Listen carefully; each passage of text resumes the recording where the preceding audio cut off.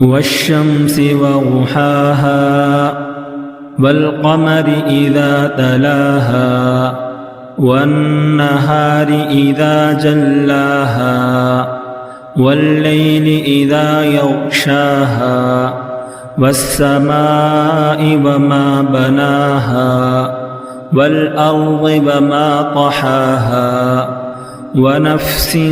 وما سواها فألهمها فجورها وتقواها قد أفلح من زكاها وقد خاب من دساها كذبت ثمود بطغواها إذ انبعث أشقاها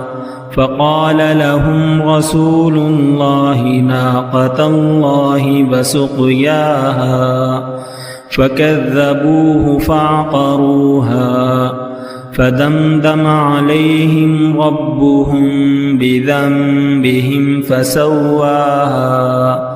ولا يخاف عقباها.